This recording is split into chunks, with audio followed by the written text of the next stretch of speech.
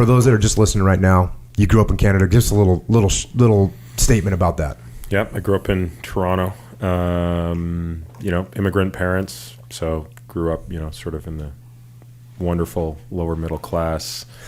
Not the best suburb of Toronto. Toronto, like New York, has 5 boroughs. 4 of them are nice. One of them is not. I grew up in the one that's not so nice. Meaning it's just a dump, not like it's not like a war zone or anything. And I have lived now in the United States for about half my life. So high school and college was in Canada, and then everything from med school beyond has been here. And I am now a dual citizen of both countries. How did that transition work? Because you obviously got applied mathematics degree, and then you worked in the civilian world a little while with that degree, right? Yeah, so my plan was always to do a PhD in aerospace engineering, and so that's why I did the mechanical engineering and applied math. I did the 2 things for undergrad. Got it. And then was sort of just almost about ready to go and start that PhD in aerospace. And then I had just a complete change of heart and decided I wanted to go into medicine. And so what I had to do for a year then was you got to take this thing called the MCAT, which of course I didn't have any of the courses to take it. So I had to sort of teach myself the chemistry and biology that summer, took the MCAT, but then I still a lot of times that's what I do in the summertime is I'll teach myself, me too. chemistry and biology in the summertime. Well, I didn't do that well. And then I had to do what's called a post-bac year, where you go back and you're in the process of applying to medical school without actually having the courses to get in. So if you get in, it's conditional. And so that year, because I'd already graduated, I just taught calculus. So I was like a adjunct lecturer at the university and taught calculus, which I always enjoyed. I mean, because I'd taught it for a couple of years before. And so that's why you're waiting to get into med school. Applying and getting my courses. Like I forget what I had to take biology and psychology, biochemistry. I had to take a few prerequisites to get in because in engineering and math, I'd never taken a single course. In fact, the day before I took the MCAT, this is only going to be funny for geeks who get biology, so I'll clarify in a moment. But that won't be me. Yeah, I'm studying for the MCAT this summer that I'm supposed to take the test, and the whole time I'm studying, I'm like, I can't believe how sloppy these textbooks are. They keep confusing meiosis and mitosis.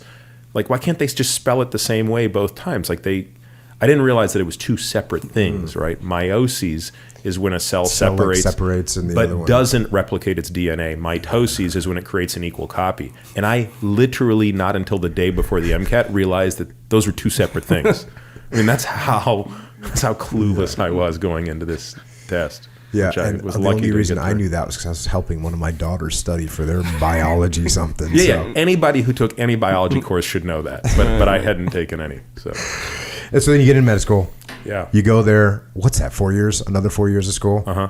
And then you get done with that, and now it's time to do your residency. So do you get to pick where you're going to go? Not sort of. So it's a funny system called the match system. So when you're in you're beginning your 4th year of medical school, by that point you have to figure out what you want to do. Do you want to be a surgeon? Do you want to be an internist? Do you want to be a pediatrician, a radiologist, whatever you want to do? Because all of those have different programs. And then you have to apply to those programs. So let's say you wanted to do orthopedic surgery. You would send out your application to all the orthopedic programs in the country. Hopefully you'd get interviews to a good number of them. You'd go do the interviews. And then you would submit to a match system a rank order of the places you'd want to go. And you don't put something on there that you don't want to take.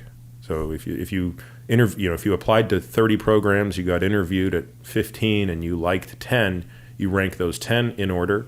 Similarly, the programs, after they interview everybody, do the same exercise. They do the rank. And then a computer matches you 1-to-1. That's actually pretty squared away.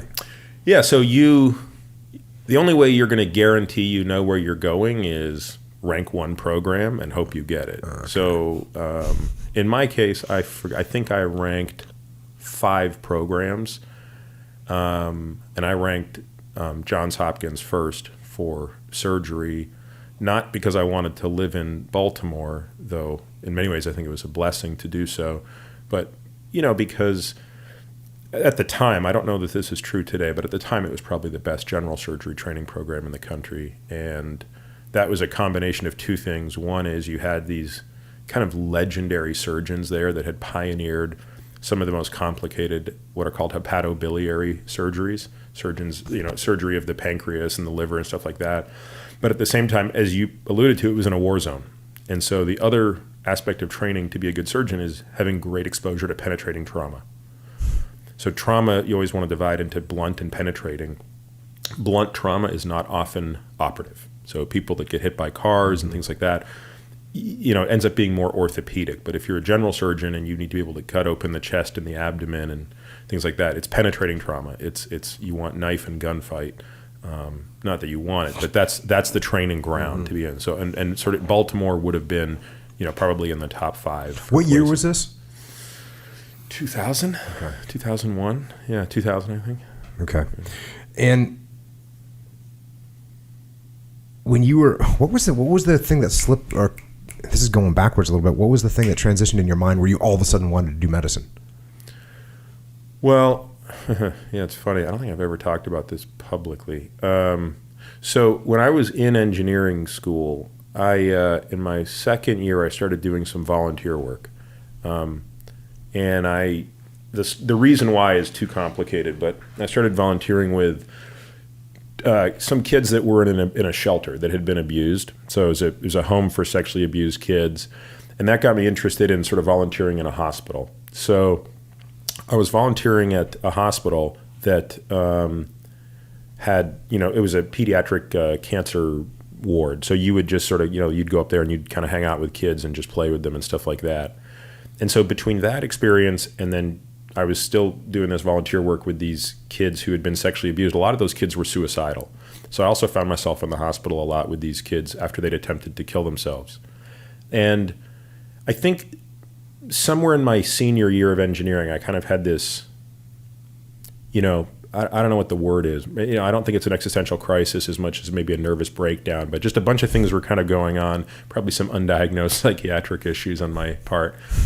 But I realized, I love engineering and math intellectually, but there's no emotional connection outside of the joy of solving a problem, which, by the way, is probably plenty enough. But I wondered if there was something else that I'd be more interested in that could scratch two itches, right? It could scratch sort of the intellectual itch, but also maybe an emotional itch. And so I spent the majority of my senior year thinking about, was there something else I ought to do? But I'd been successful in my undergrad, so it was sort of a given that, if you're going to graduate at the top of your class, you're going to go off and do the best PhD program. So at the very end, when I sort of declined to do that and I turned down a bunch of scholarships, it seemed a little odd that I would go and do medicine. But that's really the reason. It was, it was kind of this epiphany I had one day, actually, while I was in the hospital, and I was sort of had this. Actually, it's really funny. We just moved, as we were talking about earlier, and one of the things moving is great for is cleaning up stuff. And I actually found my essay that I wrote when I applied to medical school back in, 95 or 96. And it was really interesting to go back and read the story because it's exactly kind of how I remembered it, right? Which was like this moment I had this sort of insight that this is what I wanted to do. So so that's kind of the series of events that led me to have that seemingly orthogonal change in direction.